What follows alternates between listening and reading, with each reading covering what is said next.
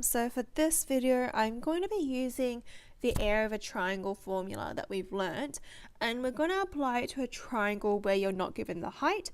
And what we're going to learn is how to substitute the numbers incorrectly and to find the answer.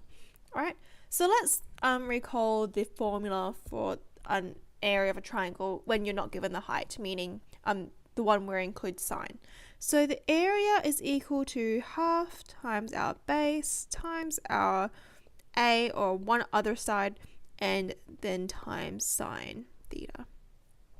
So let's have a look at what we're given at the moment. So it's really important to note that when you're using this formula, you must be given two sides and an included angle. Note, has to be two sides and an included angle. That means that the angle lies in between the two sides that you're given.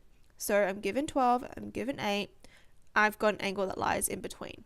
Alright, so that's really important to know. If you do not have that, you are actually not able to use this formula. Okay, so let's do it. So I'm going to label my sides. So I've got my theta. That's important. It's just the angle.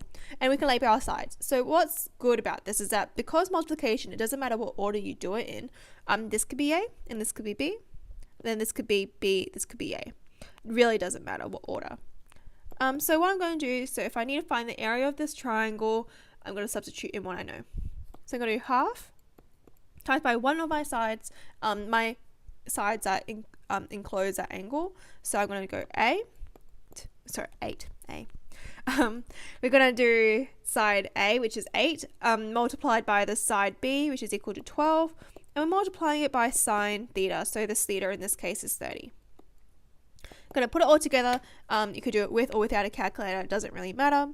So I'm going to put in my calculator really quick. So I'm going to do 0.5 times 8 times 12 times by sine 30. Let's do it.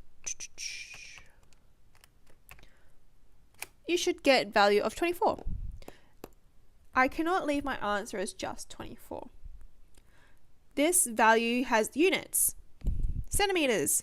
And what's important to note is that it's also area. So area always has squared units. Please don't confuse yourself and write 24 squared centimeters. That doesn't make sense because that means you're writing 24 squared, which is equal to 576 centimeters. That doesn't make sense. So that's the first thing to note. Okay, so what you're going to do now is you're going to write in centimeters and pour a squared next to it. And that's our value. For those who are curious on how to do it without a calculator, so let's have a go. So what I'm going to do is I'm going to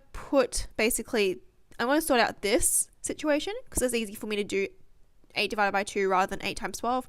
Mainly because I just don't like my 12 times tables, I'm going to be honest. I'm going to simplify this. So half times 8, or half of 8, is equal to 4. So 4 times 12 times sine 30. Okay, I'm going to have 4 times 12. I do have to do my 12 timetable anyway, but I know that's 48 times sine 30. Now, if you've looked at our previous videos, I've got a video on how to figure out sine 30 using the unit circle. So if you want to check that out, go have a look.